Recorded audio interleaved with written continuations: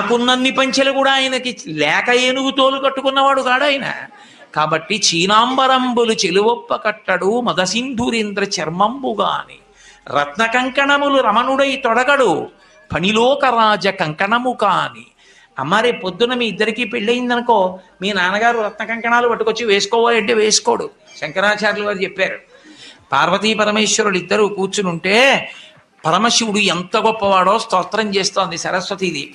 చేస్తుంటే ఎంతైనా ఇల్లాలు కదూ, బేలతనం. ముగ్ధాముహుర్విధదతి వదనే మురారే ప్రేమత్రపా ప్రణిహితాని గతాని అంటారు శంకరులు.